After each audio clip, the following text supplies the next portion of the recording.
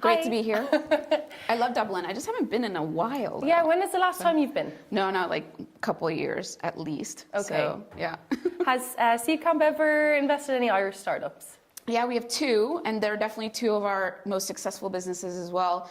One is called Profitero. It's in very much in the B2B space. Actually, the founders were originally from Belarus. And, right? Yeah, exactly, and moved to Dublin instead of London to really, I think, to leverage the community here, the sort of talent here, and so I think they're definitely big proponents of Dublin. And then Pointy is another one of the startups we've backed as well from the Irish scene, and again, huge proponents of setting up their business. Two amazing names. Yes, yeah. Okay, that's both great. with P. So I think if you are a startup here and your company starts with a P, come find me.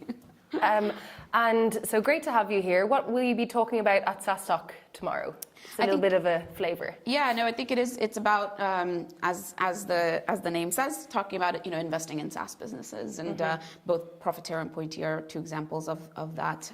But kind of half our portfolio is B2B or SaaS in some form, and then the other half is your consumer startups. Okay, cool. So before we talk more about Seedcamp, what we always like to do at Startup Grind is kind of go back to the beginning and talk a little bit about your background, a little bit about family, education. So we will get to Seedcamp and talk about the amazing things that you're doing. But just to kind of set the scene, so you grew up in India, right? And then moved to the US? Yep. So India is such a fascinating market, a fascinating country. I'm not sure how many of you spent time there, but it really is just the most beautifully diverse country, both from a professional and a personal point of view. So I'd love to know, do you still keep an eye on trends over in India? Are there any startups that you admire over there? What do you think is interesting about that country from a kind of startup perspective? Yeah, no, and actually one of my jobs sort of more than, again, 10, 12 years ago, I was investing with primarily, it was called eVentures India, and it was primarily focused on the India market as either the target market or as a back end, kind of a business process outsourcing kind of a market. And that actually leads into why we invested in UiPath, and we'll get into that. So it's amazing how everything is linked and interconnected. But back to your question, it is a diverse place, and I think it's a challenging place in that if you're out of it, it's very hard to stay connected from, I think, an investment standpoint. And I think VCs tend to invest in things they know. And I have to say that the companies where we've been most successful are industries I understand or my partners understand well. And so for India, I think we're absolutely missing out as a Seedcamp, as a fund, because especially back when I did it my first time around, it was still too nascent. And if you think about the consumer power, it just wasn't there, and that ability to spend wasn't there back in those days, again, 15 years ago. That's changed dramatically. But you can't really invest if you're not on the ground there, if you don't know those markets. And so I think we've absolutely missed out a lot on payments and fintech in general, and as the masses sort of rise, right? So it hurts. It's a little painful, but I couldn't do it any differently. I mean, I'd have to be there. And so but I'm starting to look at it again, and I have some good friends in venture capital there, and so trying to see if we can do some co-investing. So let's see. Great, that's so exciting. So obviously, there's been some big success stories out of India, like Flipkart and Ola, and tends to be, or maybe I'm not really aware, but a lot of B2C names. And as you said, with the rise in kind of consumer disposable income, and that's exciting that you're keeping an eye on it. So we'll watch that space. So you moved then to the US when you were 10, and you were educated there. So tell us about that, and I know that you moved then to Europe to do your MBA. So why did you decide to come to Europe? I guess, first of all. I mean, I think education is such a critical thread across all that, and I think upstairs we were just talking about how some of the most fun things I've done I do these days, or I've kind of done ever in my life, have to do with school or work. And my actual social life is relatively just relaxed, and pretty much around a dining table. So yeah, I mean, I think early on, if you are in India, you have 1 billion people really striving to get through and be heard. And so education is a critical source of enabling you to rise above the noise. And so I think, when we moved to the US, being an immigrant, not fitting in at all, I think it was the one thing I could rely on is I know I'm one of the smartest people in the room. Wow. And so you just sort of, you play to your strengths. And I think as entrepreneurs, you should play to your strengths. And so, I mean, that sort of educational opportunity and maximizing that, was constant in my head. And I think, again, growing up in a big city in India, my parents kept telling us this is the only way. You get to go to the best colleges, you get the best opportunities. And actually, my parents began to apply to come to the U.S. Before I was born, and I'm the second child. So, they've been working on it for 10, 12 years, wow. Whether that was just going to be one child that they took, my sister, or, both of us, right? So it's a lot of forward planning. So, you come to the U.S. having all that sort of expectation on you, and you want to perform. So I think that's been the thread. In terms of Europe, I had actually, I had done a dual degree in engineering and business school at Wharton, which is, which is one of the best. And so I think after graduating from there, working in New York, I didn't want to just go do another MBA at a 2-year program.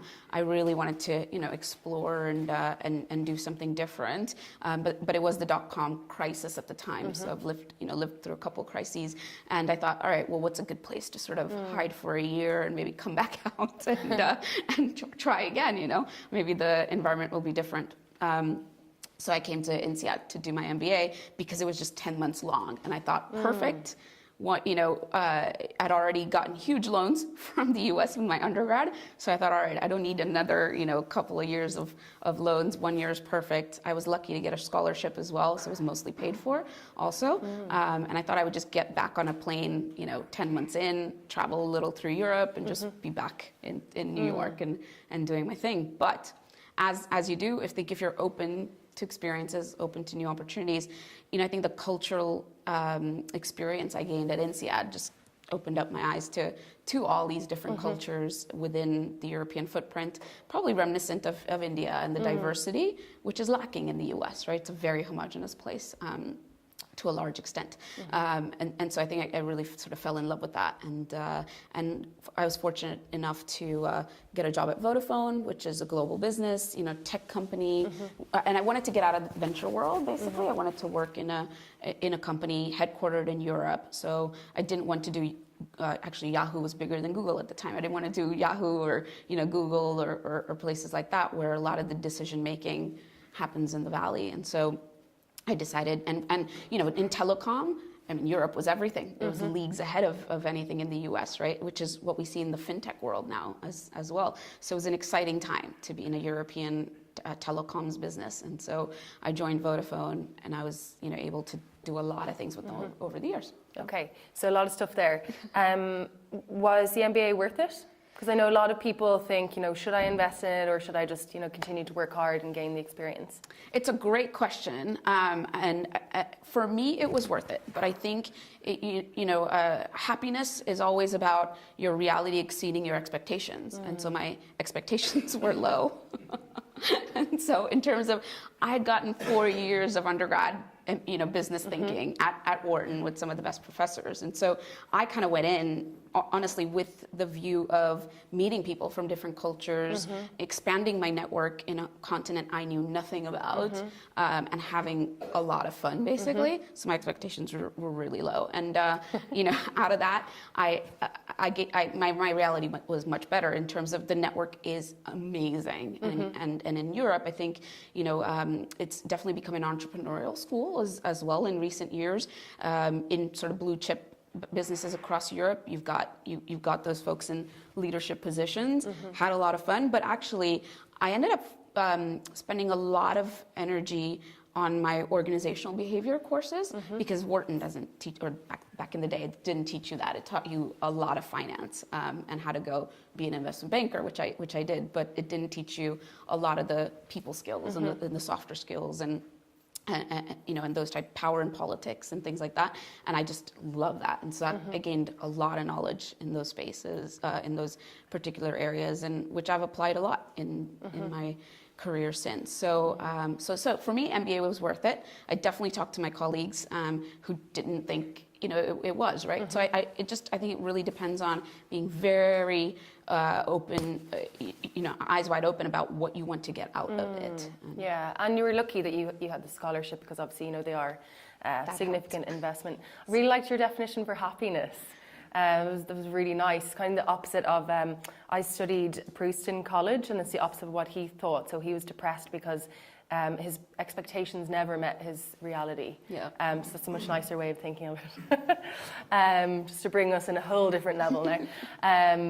Okay, back to MBA. Because there's a lot of people who, there's amazing colleges and universities here in Ireland, and a lot of courses focused on entrepreneurship. And people often say, well, you can't study how to be an entrepreneur. You have to just go in, and do it and learn. So it's something that we think a lot about. Tell us more about what you did at Vodafone then, because that's an interesting transition. I know you mentioned earlier you were working in Japan. Was that when you were in Vodafone? Okay, yeah, amazing. Yeah. Tell us more about that. Yeah, I think so. Coming out of undergrad, I had the engineering basis, but I definitely knew I would not end up being practicing as an engineer. Definitely knew it was going to be my Wharton side, sort of the business side, and I ended up in investment banking and mergers and acquisitions, and I did venture capital. And so, I just don't think venture capital is really a career you should do in your 20s so much, unless you're going to leave it and maybe sort of come back. And I just thought, why? That's an interesting thing to say. For most people, again, one of the things I get angry about, we'll talk about later. But so for many people, that I don't think, because I just think you are advising entrepreneurs, and that advice comes from experience, and that's why I think I don't have answers for any advice I give. I just more sort of say, well, this is the experience I had with X, then here's with Y, and where do you fall in, and let's kind of make your own decisions based on that. And you just don't have that that plethora of the experiences to actually give useful. So it's advice, an interesting point, and it's something that came up recently. So we run an incubator program here called the Alpha Program, and one of the questions when the companies asked was, if I get introduced to a junior partner at a VC firm who may be a bit younger and hasn't got that much experience, should I be worried? And no, again, maybe the answer is yes. Well, for me, then, the advice is much more the 10-year journey you're going to be on and building that business, and there's very hard issues in that, and so, but meeting a junior partner, that's sort of the deal flow stage, right? And you're still trying to get that investment, and that's not going to be a one-person decision anyways, and it's going to be multiple partners, and so no, it's not. Okay, we'll go back to Vodafone. Yes. So I really wanted an operational role, and so I ended up working at the global level at Vodafone, but within pricing strategy and a lot of the commercial strategy at Vodafone. So I got to work with a lot of local markets. Worked with, kind of everywhere, Vodafone Spain, Greece, Sweden, and one of those places was in Japan to help turn around Vodafone Japan, and then we ultimately sold it back to SoftBank. And it was an amazing experience. Partly, sort of M&A come to reality is I'd been a banker and, done these great deals, and you're like, great, bye. You've acquired someone or you've sold. Watching an acquisition go badly, it was eye-opening with Vodafone Japan, in that they wouldn't even call it, the people who worked there wouldn't even call it Vodafone Japan. They used their old name, which tells you a lot about what they felt about being acquired by Vodafone as this sort of Western entity and so forth. So it was just an amazing experience to be in Tokyo. You don't understand the language at all. Again, you're parachuted in to try to help. And I had a simultaneous translator. I was there for 4.5 months. And it was an incredible experience. Yeah. So I got, I was there a few years, and again was able to really sort of work hard on putting a lot of best practices in place, and really working on operations, which was great. But I knew my heart lay back in venture capital. So 11 years ago, then I started Seedcamp soon after. And the reason I bring up Japan and Tokyo, and I'm not sure how many people have had the opportunity to travel there, it's by far the most different market I think I've ever visited. And I found it an incredible education. I only spent less than a week there. So I think it really stands to you, and it was certainly, I think I was only there for 5 days and no one talked to me, and that really affected me. And people kind of are so polite and so gracious, but they almost kind of look through you like you're a ghost, which is quite difficult for an Irish person, because we're so, we try to engage with everyone. And it's even harder in a work context. Because they are so polite, and I remember my translator told me they really hate you. After like a month, she told me that. I was like, well, first of all, why didn't you tell me right away? And secondly, so she said, that when they're nodding, they're saying they understand the words out of your mouth, as in translated words, but they completely disagree with what you're saying. Oh. So whereas I took, nodding, okay, we're all. But it's like the Indian head shake as well, isn't it? Well, it's a whole different thing. Sorry, okay. Yeah, because that's another really fascinating different body language that you have to learn kind of just by going and visiting and spending time with people. And travel, I still think, is the best education that anyone can get. Okay, so tell us about then Vodafone Seedcamp. How did that happen?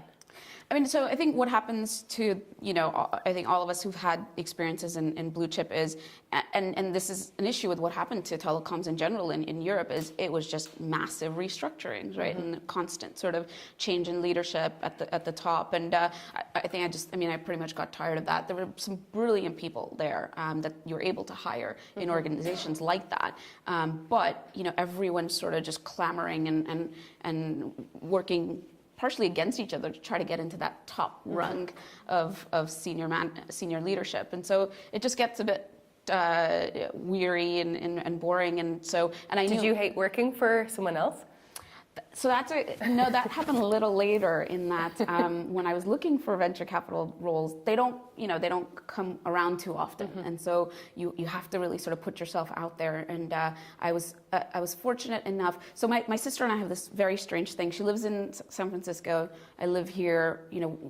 We've both been living kind of in that arrangement for 15 plus years. But I've helped her find her jobs, and she's helped me find my job. So it's strange, but it's worked for us. And so she helped me. She put me in touch with some recruiter friends of hers who had a firm of 3 people. One of them was in San Francisco, one in London. And so they invited me to this event in Zaragoza, Spain, which, no one's been to. I see your face, you're like, what? But there was this VC event happening there. And so I went and met them, but I met also there Michael Arrington, who was just starting something called TechCrunch, which I had no idea what it was at the time. And so all these folks were sort of gathered together there. And luckily, I met Fred Destin, who was at Accel recently, Atlas Ventures before that. So just all the kind of right people in the industry. And luckily, my CV got taken up by someone at 3i, and I ended up, interview process, so on and so forth. I got hired, but it wasn't the right fit. And as I was told within a very short time, I didn't have the right attitude for it. Which is shocking. That said, so what were they looking for? Why did you not fit? I was just probably a bit too American, and I think I was a bit too senior for the role, actually. And during the interviews, they did say that to me: "Do you think you're too senior?" And I said, "No, I just got to get my foot in, and I'll make it work." And it didn't work. But I did what I needed to, which was meet the right people. And so when Saul was talking to a lot of us about this idea of seed camp, it has the word camp in it because it was meant to be a summer, summer thing, right? I jumped on it, and then we took it forward in a bigger way, basically. And so that was the transition. But back to your question on, did you just not like working for other people? I think I definitely saw that truth in the mirror much more. As I think I just turned 30 at that time, and I think that in many ways that's like, oh my God, my life is ending. And I think part of that is like you look in the mirror on a bunch of different levels, and I think that you also become a lot more confident, though. I think that's a really key stage in anyone's life. For anyone who has turned 30, you suddenly don't really care as much about what other people think, and what's important for you becomes a lot more obvious. Absolutely. Spot on. So maybe that was, part of the decision as well. So what was the original mission then behind Seedcamp at the very beginning? Yeah, I mean, so a couple of things. One is, we really wanted to back first-time entrepreneurs because I think, I think I had seen across Europe what it means to be in an elite network and how that again brings you opportunities, because I literally did not know a single person before INSEAD, and suddenly I knew 700 people who opened the best doors for me. Yeah. And that's ridiculous, right? It's both amazing, yay for me, but it's ridiculous when you're not in those networks. And I think I had a chip on my shoulder for that. Is if you are a first-time entrepreneur in Estonia at the time, or Portugal, or Dublin, or Romania, you just couldn't get through the bottleneck that was the London venture capital scene, which was tiny. Berlin was barely there, and then you certainly couldn't get through to the Valley because they wouldn't, at that time especially, wouldn't drive more than 5 miles to go invest in a business. And so I think that just sort of made me, pissed off a bit, right? And I think a few of us were sort of pissed off at that, and. I think, and all of us recognized we got to where we got to because of being in those networks. And so it was, okay, how do we help first-time entrepreneurs, get access and enter those networks? Because as we know a lot in venture capital, you fund who you know, sort of, right? And so it must have been so difficult because I've read, obviously before today, a lot of what you say in your website, and you try and go after companies that no one else knows. Which requires so much work, because it's really easy to work with, the people who are being featured as Startup of the Week, and it makes your job a lot harder. But I want to ask you as well about the first-time founder piece, or the early stage entrepreneur who might be a little younger and less experienced. And when you talk about world-changing startups and what you look at, you talk a lot about the people behind it. So how do you, if someone is super young, might be their first company, how do you get behind them and back them and know that they're destined for success? What kind of things do you look out for? I mean, I don't think you never get it right 100%, obviously, or even close to it. You get it about 10-20% right. And so, but you take the pointy guys, for example, folks like that who. It's grit and hustle and grit, and I mean especially those guys, sheer intelligence. I mean they're working on topics that are PhD, that are thesis, that so that's a whole other realm of a founder that are working on truly kind of unique technology, unique applications. But really it's the grit, the hustle, and smarts. Street smarts. I really love hackers in the social sense, because I think I hack a lot of my way through life, basically, and so I certainly gravitate to that as well. And so you can see that in some founders versus others. And when we look at founders that fail at their businesses, often it's a lot to do with just frankly raising money.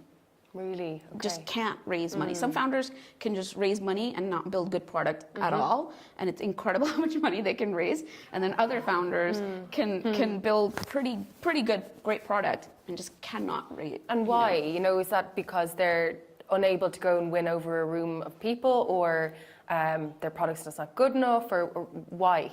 I mean, in the cases where the product is very good, either the market ultimately is just smaller than we all thought, but oftentimes they're not able to go through that process that fundraising is. And it is a process, and you have to kind of get your arms around it and love it, right? And force yourself to love it. So, they're just not able to do it, and they're not able to win people over. Okay, so think back to 2007 when you guys first started. Can you remember the first company you helped, or one of the first? Yeah, I mean, I think that whole kind of, so at that time too, we were hoping, let's find 5 companies this year to back, right? We did 6, we were really proud of ourselves. I mean, now we're doing about 30 a year. You see sort of YC and others. I mean, they're doing sort of thousands, right? So the scale has changed dramatically in these 10, 11 years. But, I remember that sort of first group vividly. And they've been some of our, very successful businesses. One was mybuilder.com, so it was a marketplace to connect homeowners with, contractors, with builders who are going to do work for you. So, I mean, that's been a very successful business for us, and an exit. Zamanta was this to talk about these founders kind of coming out through all these different places fragmented places across Europe. They're from Slovenia. They were the first, I think, European business to raise money from Union Square Ventures out of, so it's, those guys could raise money, and they're just, great team. So I really remember those guys. Very special place. That's really nice. And you have quite an impressive success rate. So looking at your numbers and those that are still operational, and there's 3 unicorns. Yes. Right? Yeah. And they're all from really different parts of Europe. That's what I find really fascinating, because as I was kind of looking at your portfolio, I was thinking, all these people are going to be based in London, or, are going to have that background, but actually you do have a really exciting, diverse portfolio. So what is the secret sauce? Yeah, no, absolutely. You take, and in all 3 cases, especially kind of Revolut and UiPath more, versus TransferWise, which is a bit older now. I mean, when you look at what they told us, kind of their vision and their ambition, we all, around the board just said, not possible. Wow, really? And it just didn't look, it looked totally crazy, but that's what you're there for. And you got, you kind of say, all right, how do I support that? And I think, so more recently it's that. TransferWise, actually, I kind of went hunting them because Tavit was an INSEAD MBA as well. Okay. He had been a mentor with us. And so I was just like, remember to tell me when you start a business on your own.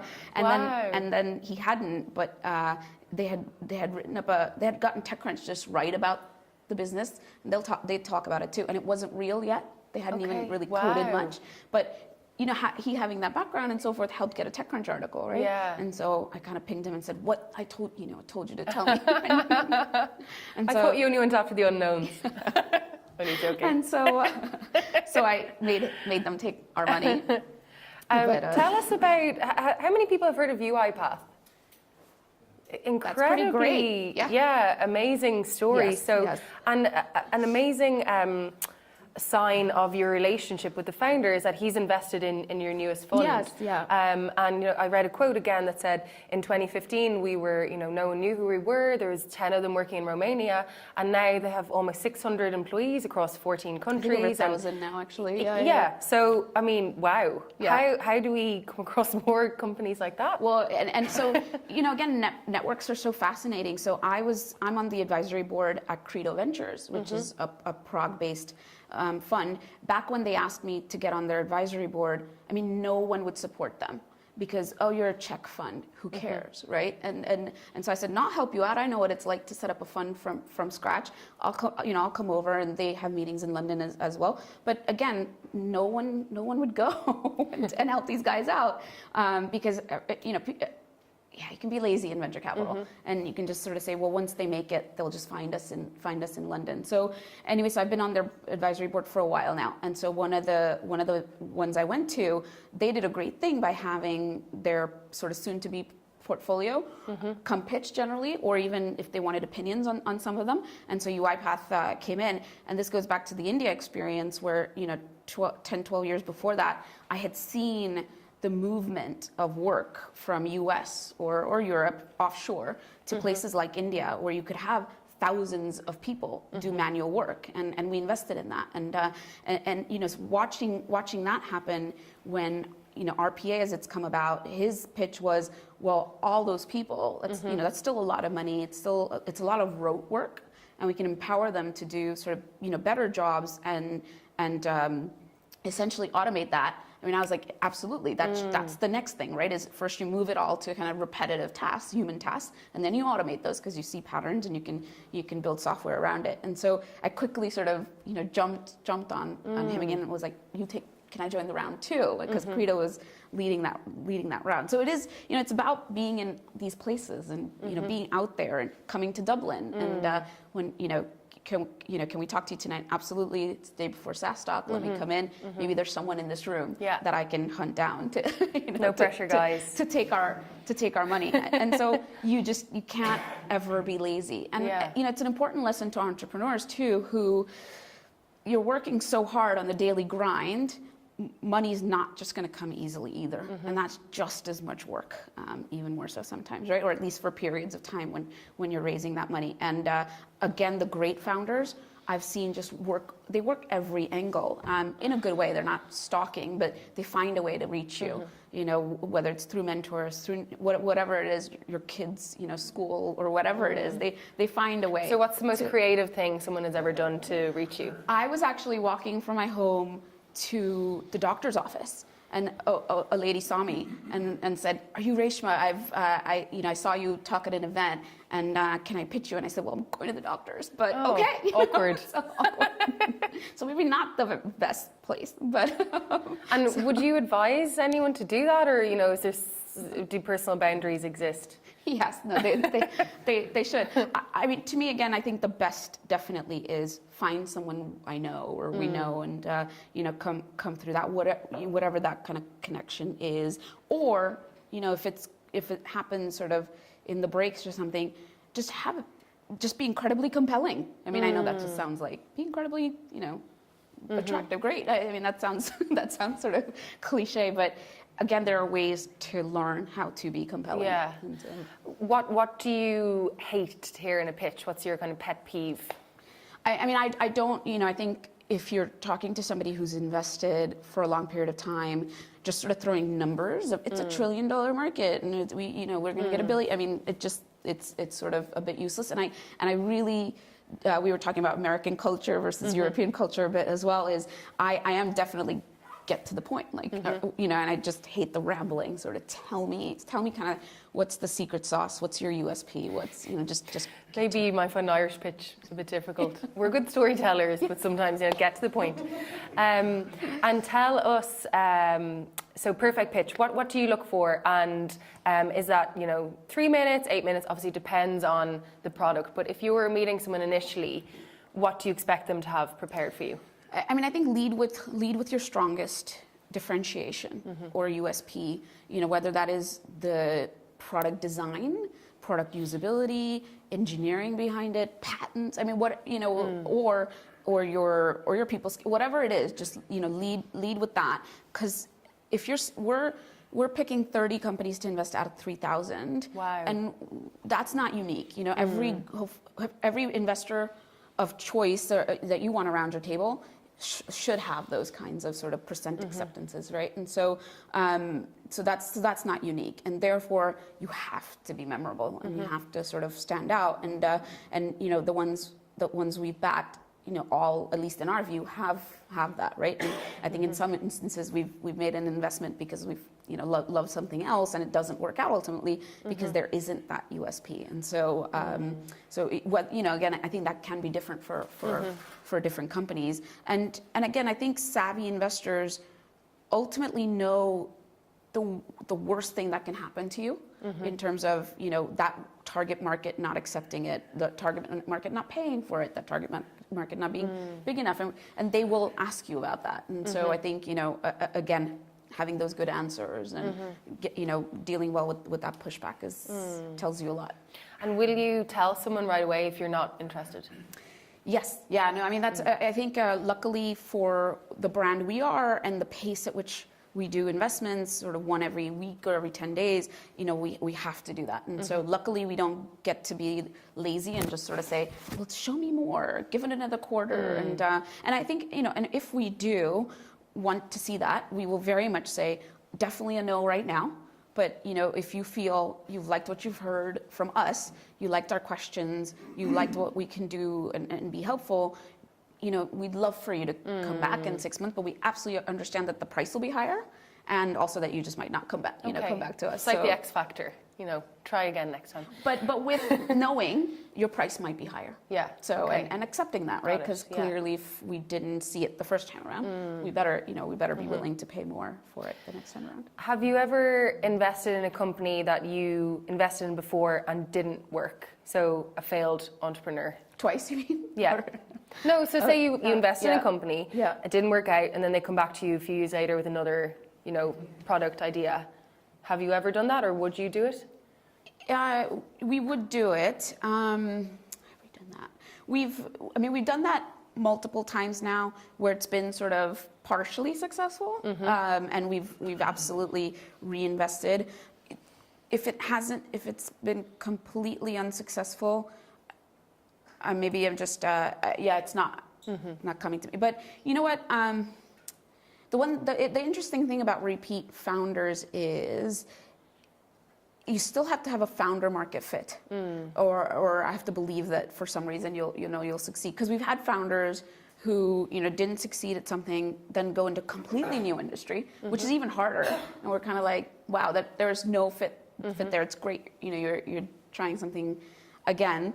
And I think if it's founder related, as to the reason why it wasn't successful, then we really want to see a better team around you the next time around, more complementary skills around you as well the next time around. So, but you've stumped me there. Okay, so let's talk about world-changing startups, because that's something that you talk about a lot. And we talked before about democratizing technology and reaching people that aren't necessarily always in mind when people design products and services. So for you, and that relates to health tech or infant care or lots of different areas.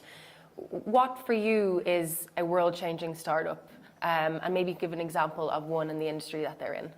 Yeah, and so in our view, certainly kind of mass numbers help with that in terms of world changing.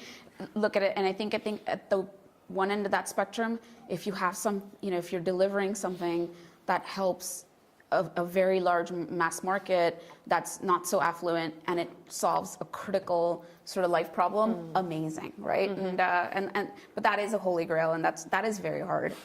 So for us, I think some of it falls towards that other part, the middle part of that spectrum, and we absolutely invest in things that are just fun and also just are really not solving big problems either.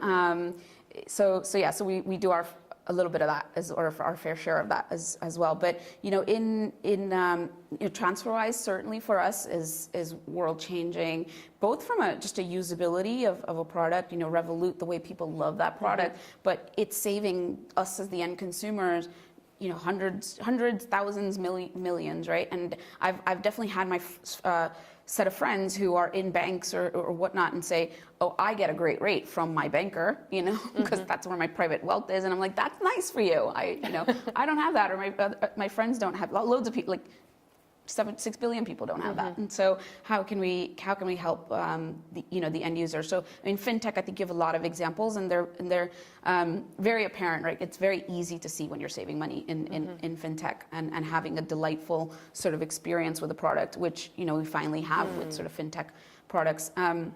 But even in there's also like the back end of financial services. So we have a company called Oradian, which sells into African banks and helps them become more efficient and more kind of get onto the technological roadmap in terms of their back office operations. So that's another example. But health tech is, I think, really, really interesting. And again, I think so. In US, you have incredible health system if you can afford it. and you just don't if you are the mass market. In the UK, we have the NHS, which is amazing, but it's under a lot of stress. And so we have a company called Thriva, which is enabling again the mass market to be aware of your daily health and be much more into managing your health as you progress versus having to always look at the cures right down the road. So Thriva, we have a company called Viz AI. So a lot of sort of personalization of health care that again impacts the masses, because with a lot of money you can absolutely have a lot of personalized care, and that's available to you in things we don't even know, right? And we couldn't even research if we went online. So so a lot of that. I mean, in ed tech, again, we've done a little bit. I'd love to do more, but definitely in the U.S. there's some great movements and investments going on in ed tech, and again, enabling education to the mass market. So yeah, those. Okay. Those. And what about so in Dublin, certainly there's a really strong movement around tech for good. So whether that's people or planet.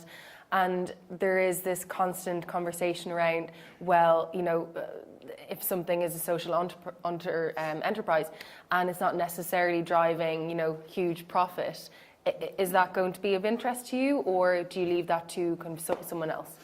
Yeah, it's a really good question. I mean, I think it depends on your model. So, our form of venture capital model is not fit for extremely capital intensive businesses at the beginning, because we're writing 100 to 500K checks as our initial check, and then we'll follow on in future rounds. But that's not gonna help much if you're doing sort of marine cleanup, right? And which are amazing projects. So we have to be, we're aware of that, and so we can't help as much as we'd like. So I think it depends on venture models.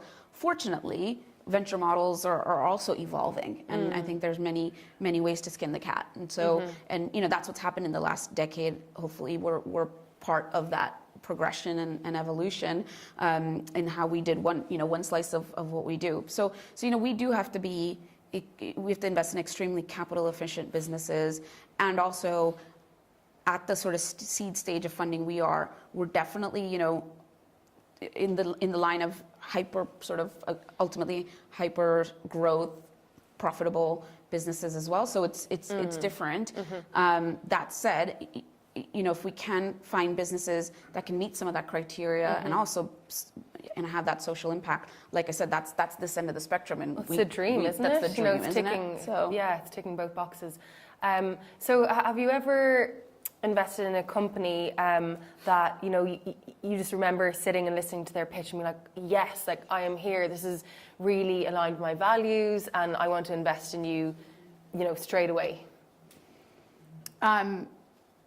Yeah, I mean, I guess sometimes you can't break who you are, and I came from or go against that, and I came from a very financial education, and so I do love my fintech. So I think when I see things like Monese, which targets the underbanked, or I see I saw TransferWise at the time, and it's immediately weirdly attractive to me. Yeah. And but I must say, and on the same thing, I really do not understand makeup and I just don't get it. I don't get sort of anything to do with like clothes, and we don't invest in a lot of that stuff. And so e-commerce, or do you mean product? E-commerce, we do a little bit. We do more marketplaces than e-commerce as such. I am I'm not a big shopper. And, so again, as I mentioned at the very beginning, VCs invest in what they like and what they, and what they understand. And so it's a whole sort of part of the world. Like I don't care. And so no, that's fair enough as well. And you wouldn't be true to you if you if you pretended. Because I know we talked about gaming and a couple of other areas that you don't traditionally kind of look at. And I think, and so Pointy again was like, we're going to sell hardware into these mom and pop shops and create an immediate e-commerce store. And then we're going to, have those have those automatically get into Google search results. And I was like, yes, I get that. It's just like, I immediately want to, which is a very difficult business to scale because it's hardware into local mom and pop shops who are probably not, clearly they don't have e-commerce stores as such. So I mean, different people get weirdly excited about different things. So. Okay. So tell us why you're still excited about Europe. Yeah, no, I think it's the evolution. I think we've grown so much in the last decade, and more in terms of ambition, just the ability to scale. A lot of those ingredients coming together, and I think now is that time where Europe can build those massive businesses.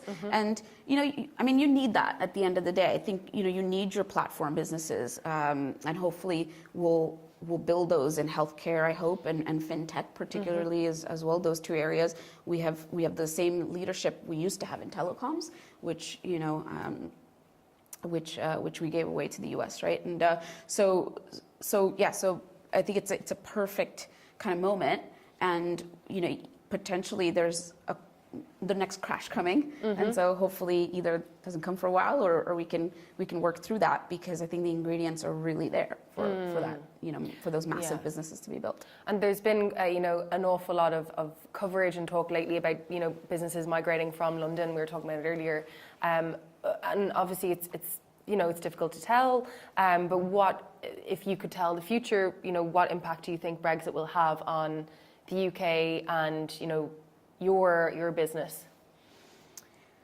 Yeah, I mean, I don't think, we were talking about this. I think we really care at the stage we're in about sort of two stages of businesses, especially today as we look at it, is, again, our fund does really well if, we have a few very big businesses, and a lot there will be a lot in the middle, and then there's a bunch of early stuff, right? And so back to what I was saying is two sets of businesses.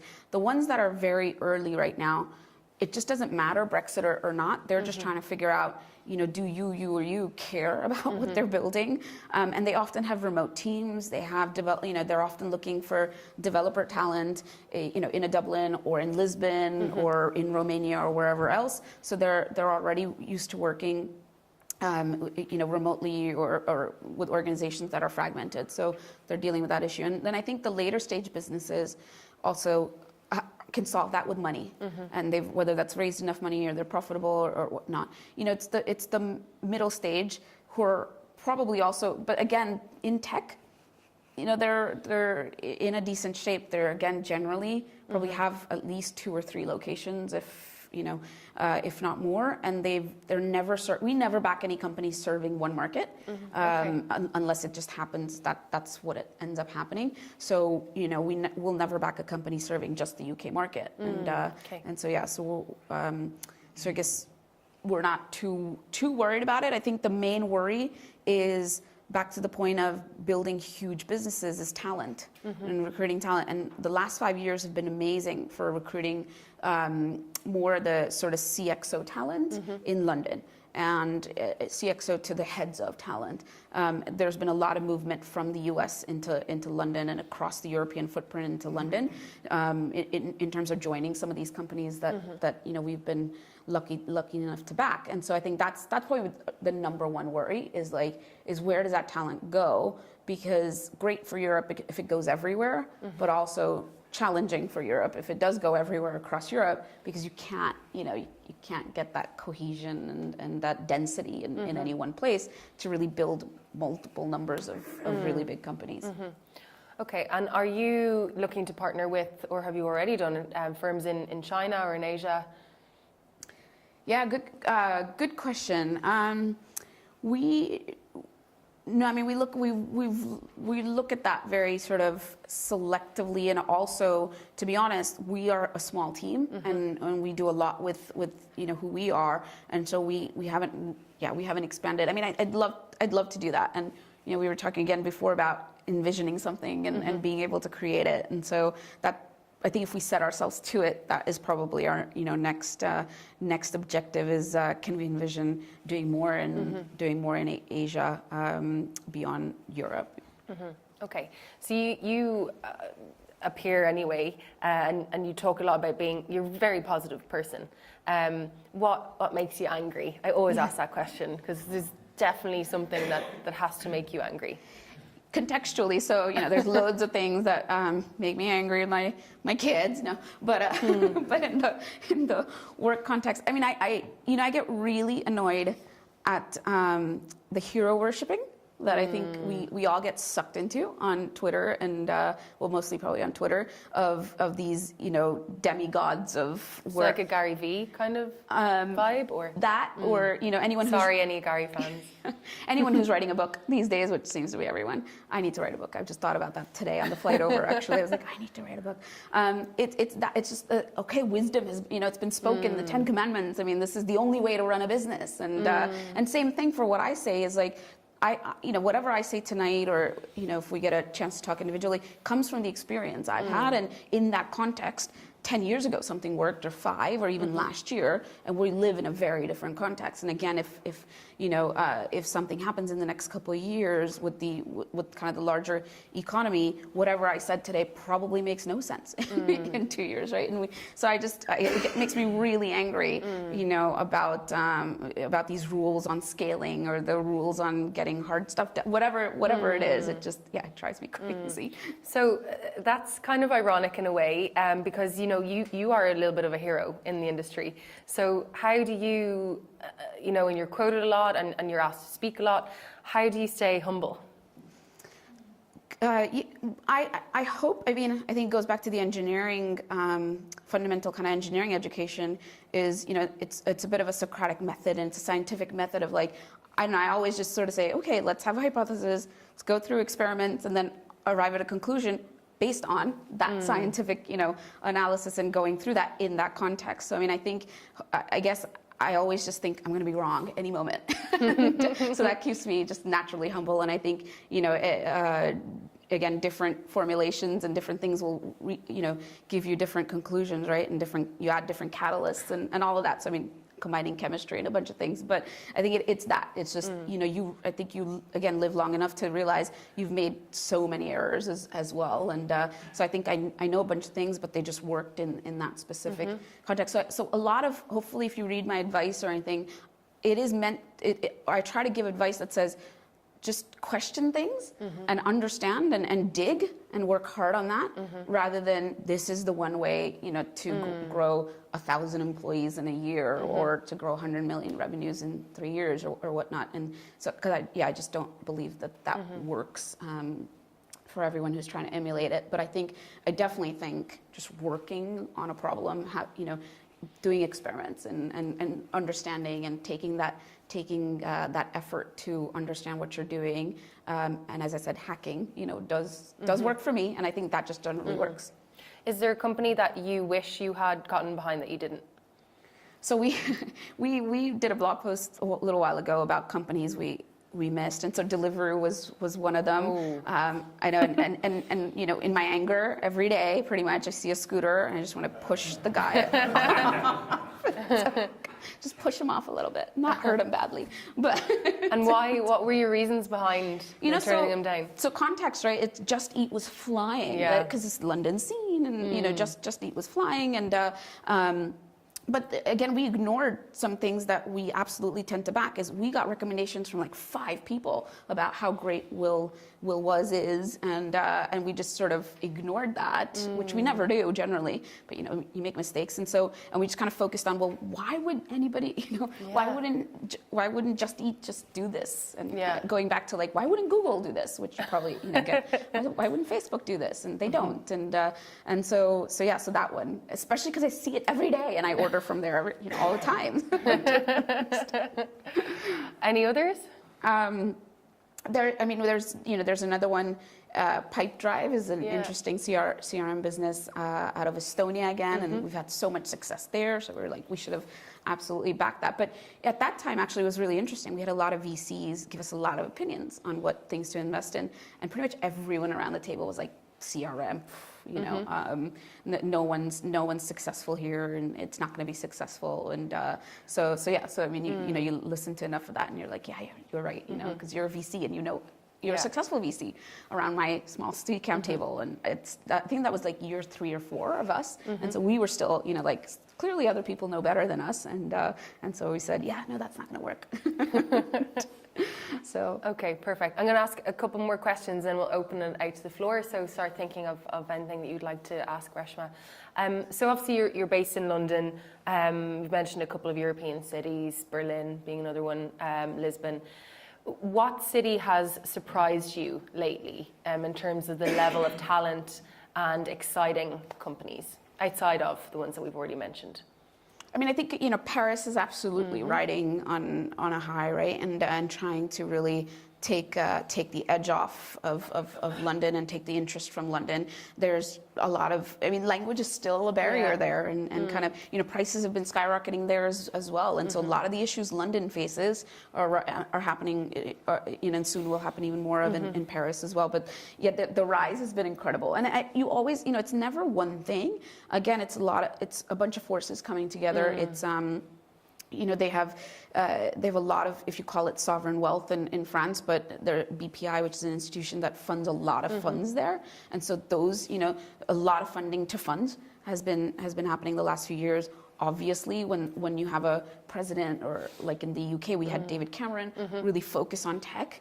You know, that absolutely gets a magnifying glass and a spotlight on it. So that's helped, and some of the rules have been, you know, getting eased around labor, and so I mean, it takes a bunch of forces, right? So I think it's been fascinating to see, and then, you know, the rest of Europe. I mean, you always get such success stories out of Stockholm, and Estonia is just this amazing factory of startups and talent. But again, the government there have made it super easy for startups.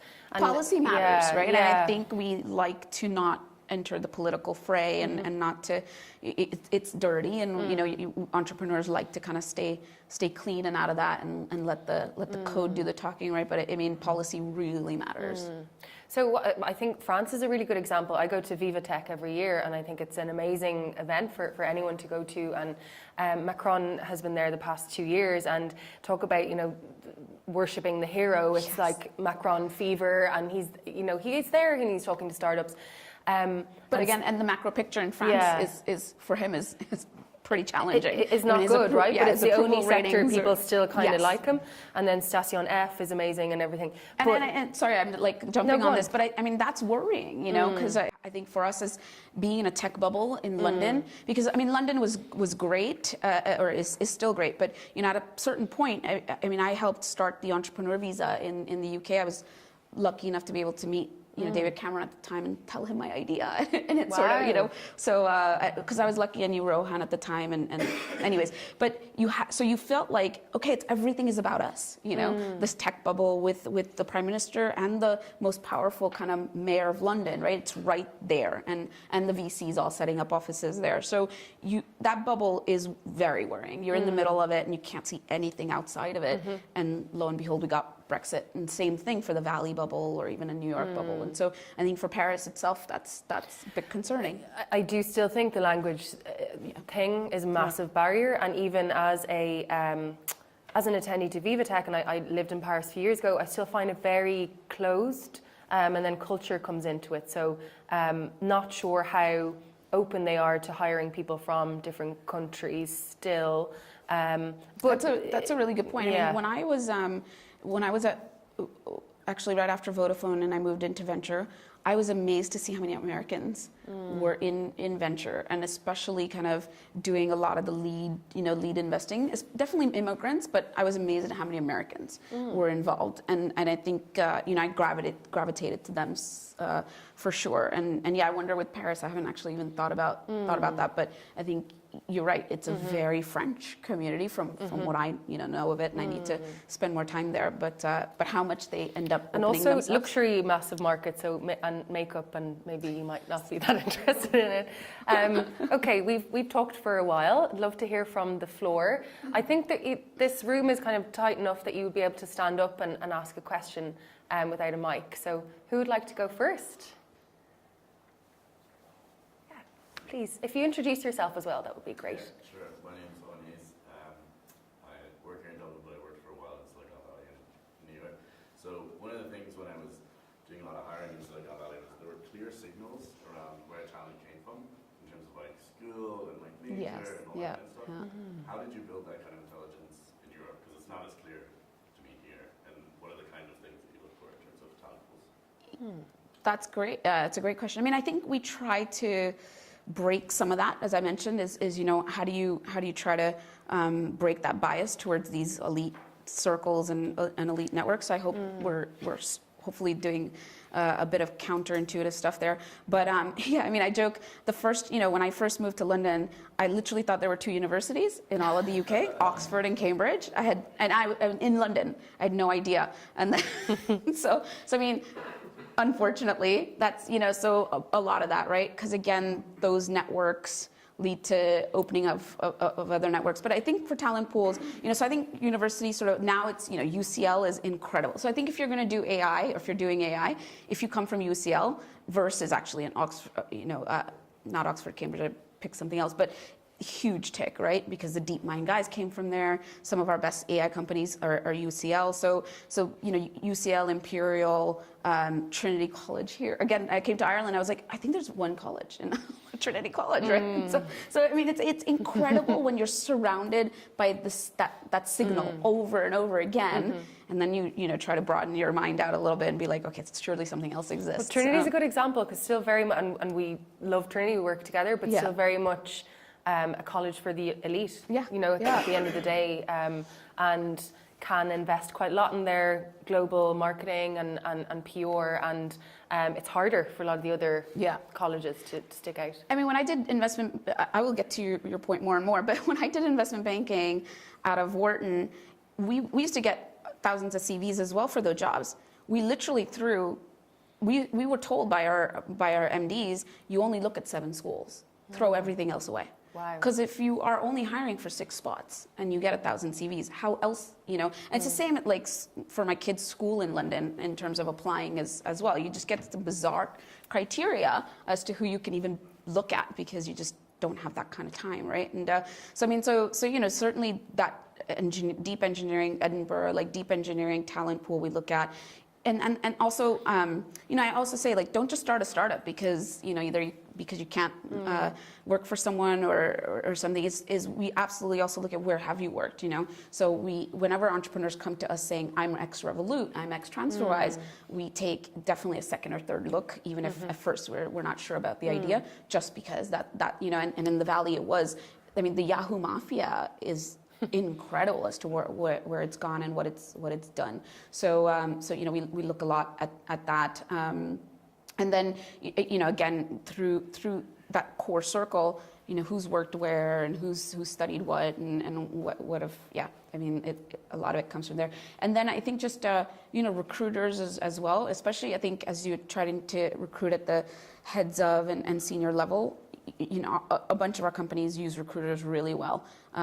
Not so much at the developer level, and for the developer talent, you know, AngelList is pretty great for that. So I think talent finds its way to the right sources as well if you are hardworking and you know, learning and hacking all the time. So does that answer your question? I think it's like, at least my perception is that in the US there were clearer signals. So it was like, if you had studied engineering and business at Wharton, it was like pretty clear that like Elon Musk had done it, like loads of people had done it. But that's not as clear in like Imperial or Edinburgh. Like there's not like a big name that you're like, okay, that particular program is like, these people are trying to get into that program or whatever it is. So how do you kind of rationalize that and thinking about talent? And I think it's often the whatever 1 or 2 job experiences they have after, you know. But I do think UCL and DeepMind are really, you know, well tied together, and that kind of role model in AI, for example, is you know, you're definitely seeing that. Okay. Yeah. Looking at the supply and demand thing, is it harder to get the money or is it harder to get the entrepreneurs these days? Good question. Well, I mean, I think I think it's very easy to get entrepreneurs in general of a quality, and then when you're raising more money, the money is absolutely there and it's easy, and it's very difficult to get very talented entrepreneurs. So so it changes, I think, whether it's early stage or earlier or later. Mm-hmm. There's so much money in late stage. It's amazing. Right. So if you're a startup, you're looking to get onto Seedcamp, what does a typical month look like, and what's your USP versus NDRC? Yeah. Some of the other Techstars or Yeah. whatever? What sets you guys apart? Yeah, great question. Network. So there you go. For all the people who are like, can she answer in one word? Yes. So it's absolutely the network and who gets involved in it. And we were really excited that I think it was 50 plus of our old founders and kind of core angels invested in our fund. So with money comes time, and so we leverage that a lot, right? So absolutely we lead with that, and our brand, it all feeds on itself, and it's a very much a virtuous cycle of putting more and more energy into Mobilize, which is an online forum we use where our companies communicate, and we constantly sort of feed that, and some of our best companies feed into that as well. Is the peer, they talk to each other. So 300 of our founders plus talk to each other about, you name, IP lawyers to, again, recruiters to whatever you want to, getting employment contract. I mean, whatever it is, they'll talk there. So we're not the bottleneck. I mean, I think, one of the main things we say is we want to get out of your way. We'll absolutely help you pull from us, but we will not push. And we learned from that is we pushed and just it didn't work, and it never helped the company get anywhere. Versus pull from companies works a lot. So that's really our USPs. We are a pull method, and so we got rid of 3 months and 3-month intensive work and have a demo day. We got rid of a lot of that sort of stuff. It didn't work for our brand and who we are and the kinds of companies we want to back. So we moved from that model, but we're also not a VC who wants to sit on your board, so we don't do that either. We'll be an observer for 6 months, and we'll bring value to the table at where it helps in those early months. But we absolutely know you should have a top tier VC, a Series A VC on your board, and we're not built for Series A boards. But I think so. All of that is really welcomed by really good founders, and so they know how to leverage the best of us. That said, transfer-wise, we still talk to we're still helpful and talk to each other 6 years in, right? And WeFox is another one of our companies who's got some pretty great investors around the table, because our network just builds more and more. With 300, 400 companies, it just becomes bigger and more important to a lot of really interesting organizations. So SoftBank and Google, and these are the likely acquirers, Amazon and Facebook. So even if you're 6 years in or 10 years in, those relationships we have become really valuable, well beyond the 3 VCs you might have around the table. Quick question. So if there's no kind of structured program, how do you plan your kind of terms of engagement with the company? There is a structured program, but probably it's aligned with what you said about sort of our character, which is we don't have an ego, and we're not writing the 10 Commandments all the time. That structured program is on how can you guys think deeply or deeper about reaching product market fit, about product evolution, brand evolution, your P&L evolution, board management. It's a lot of structure around that and best practices around that, but it's not a formula of this is how you do it. And, Great. And a lot of peer engagement. Okay, thank you. Great question. Yeah. My name is Suraj, CEO of AlphaHash. Just throwing that out, one of the most promising startups in Dublin. Great. With that aside, my question to you is, you did mention that there are a lot of founders who failed because they were not able to raise the money. And you also did mention that there are some founders who are really smart at raising money, but not building great products. So how you as VC look into that and try to eradicate that sort of discrepancy and find real founders who for really building great products? And Yeah. things like that? How do you look at it from your end? Yeah, I mean, I think, again, you're never going to get it. You know, I want to reach like a day. I get it right all the time. And we debate this because we're 4 partners as well. We absolutely, you know, we definitely look a lot at product design, especially if you're going to target consumer. And I think building a consumer business in Europe is hard enough already. And so the product has to kind of create that like amazing experience, beautiful experience. So we love to look at that and dig deep into who on the team or what kind of team you're going to build on product design being really important. And I think on the B2B side, that is important, but it's not. It's less of a one size fits all. In consumer, literally, it's a one size fits all, right? In B2B, your constituencies are different in terms of, you know, it depends on who you're selling to and what size and so forth. So for that, it's sales and really, you know, generally when you come to us, you have no sales. So it's not about the numbers. It's more about can, you know, this person again or these 2 people in the company build a sales organization, care about sales themselves. And, you know, one of the things about Daniel at UiPath,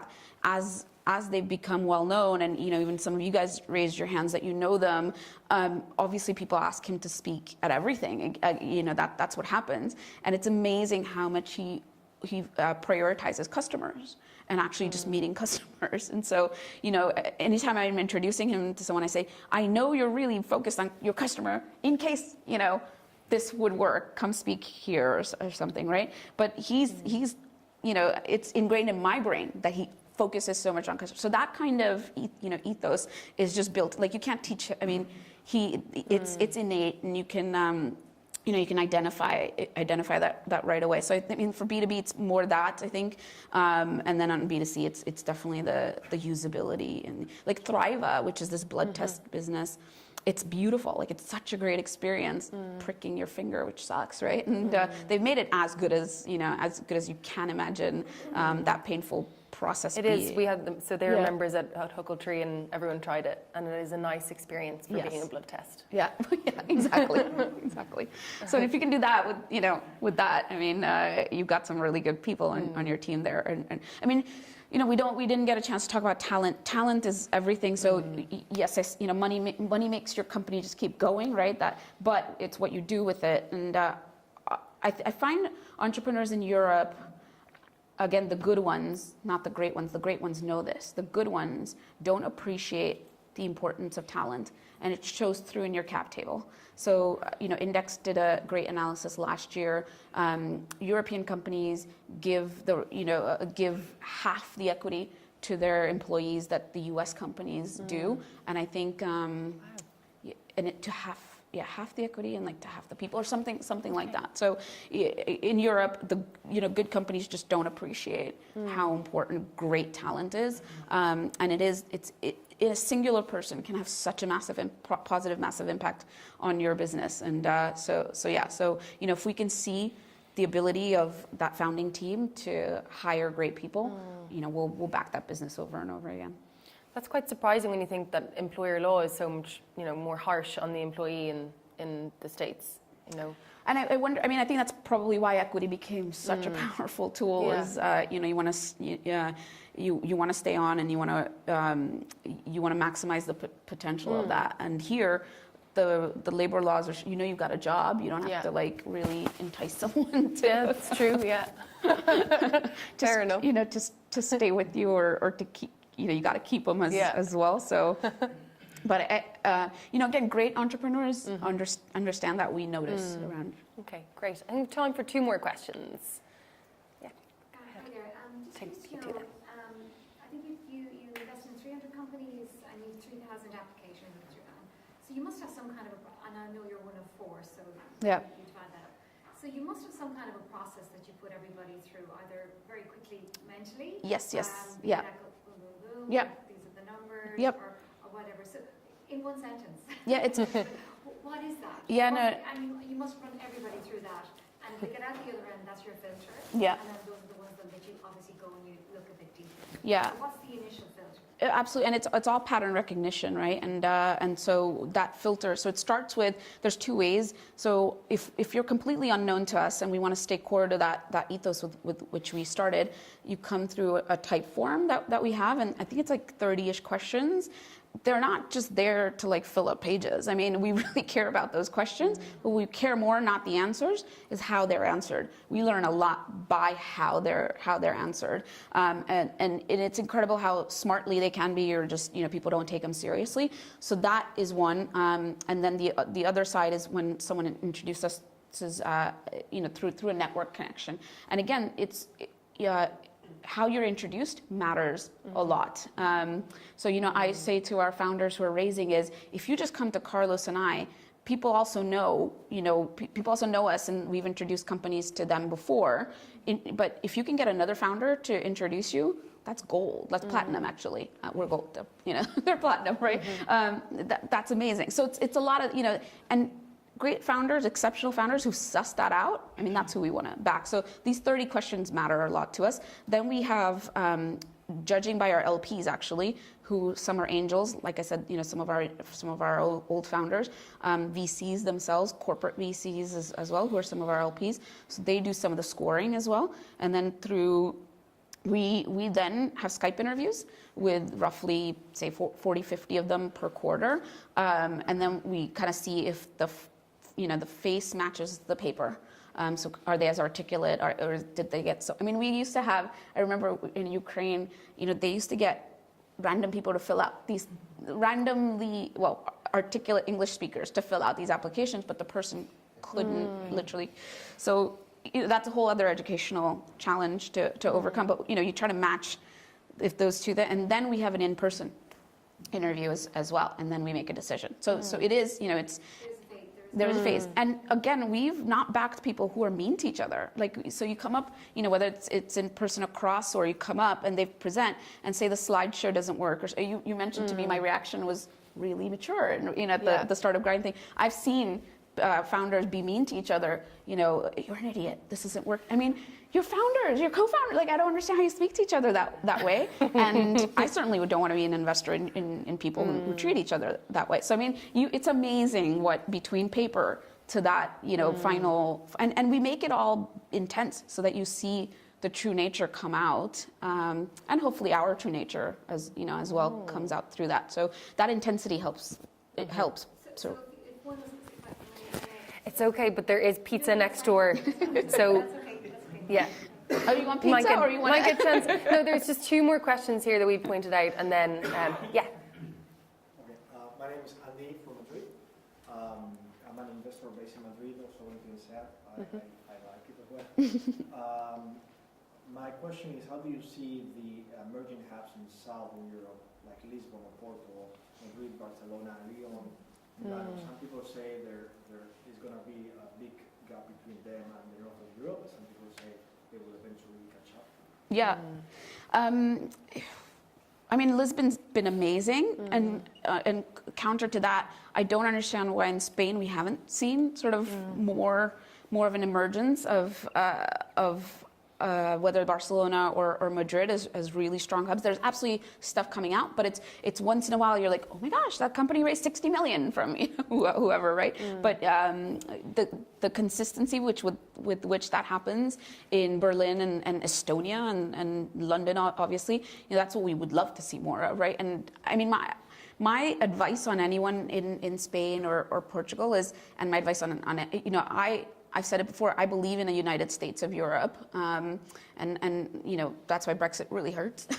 So it's like, what? So I believe in a united state of Spain, and I think you guys need to come together and put the 10 million in something that's crazy, put the 30 million in, and also try, if you can, get an investor from London and the Valley along into that journey. But I don't see risk-taking from Spanish investors or even Portuguese investors, certain Italian investors in really kind of technical businesses, cutting-edge businesses, or just very ambitious businesses. And I think these cross our radar only when we see, again, some London VC or some Valley VC just put in 50 million, and you're like, oh, and Babel, it did, wow, right? And so I just dropped it. It shouldn't that shouldn't be it. And I think so. And London did a lot of that. It's just sort of started to come together and just come together in rounds and put this money. And that's why I also get very excited about what fintech holds for Europe or London and health as well. Is there's just such a belief in London that we can pull together and put the first 10, the first 50, the first 100 million. I don't see that in Italy, Greece, Spain, Portugal yet. Yeah, well, I think Farfetch has done an amazing, role for Portugal. You're right, though. As a whole, tourism is still the biggest industry, and they still need to catch up. Web Summit's done wonders as well. Yeah. I used to work for Web Summit, so I always put a little plug in there. I mean, how many Portuguese VCs are trying to hunt down every senior Farfetch person right now to see which company are they starting next, or same, of a successful Madrid business or Barcelona business. That's what it takes, right? I think the key is what you mentioned about bringing international investors. Okay, last question. Hi, my name is Wojtek. come from Packbot. I'm the co-founder of Packbot. We're actually in talks with you guys about now seed stage. And now as we're progressing to the Series A, I was wondering what is kind of your opinion and what is your kind of your thoughts about the startups from your seed stage investors' perspective going to Series A? What are the kind of maturity signals that the Series A investors look like, and what would be your advice as a seed stage investors how to actually raise Series A? What is actually the moment when you actually should do it, and what are the investors looking for themselves in that case? So sorry, just a context. You're in talks with us right now? We were. The seed stage. Okay. You're already past, and you're looking at your A. It's a very big, broad question in terms because I don't think I met you at the time then, right? Or no, I've okay. actually talked with Tom.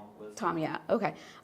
So I don't know your exact industry or anything, but so I will say the funnel gets really narrow at that Series A stage, and it's extremely hard to raise funding at Series A. If you can do that, you're on your way basically, and the B and C are a whole lot easier. But across the U.S., across Europe right now, seed is very easy. Pre-seed is very easy. That Series A is extremely hard.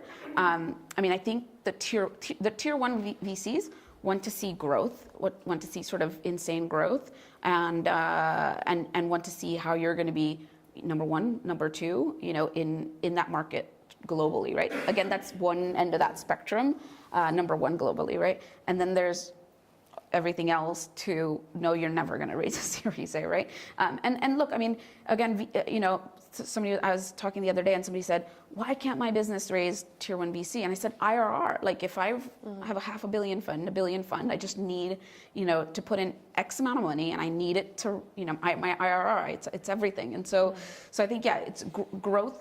Growth is, everything that what Series A investors are looking at, and if you can be that market, why will you win? Because there's a book, I think, Winners Take All out there. My sister's been reading, but more and more markets are winner take all. Even in B2B, which didn't used to happen, right? Because you used to have the European, or not even the French champion and the German champion. That that's not possible anymore. So I think there's hyper focus on those two things, and especially if you're doing really well on those, a lot else can be forgiven, unfortunately, or fortunately.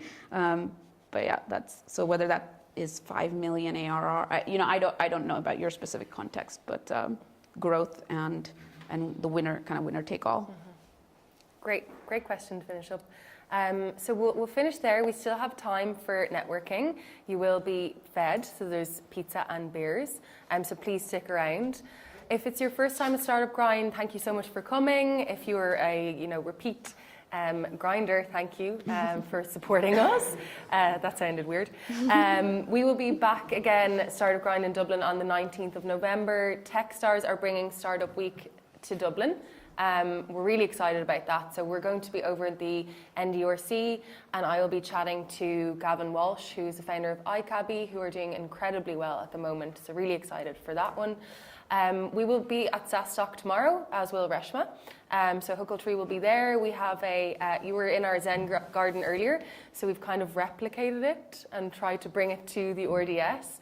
And I am going to be hosting seated yoga. So if that sounds in any way interesting, come and ask me about it. Or if it sounds weird, come and try it.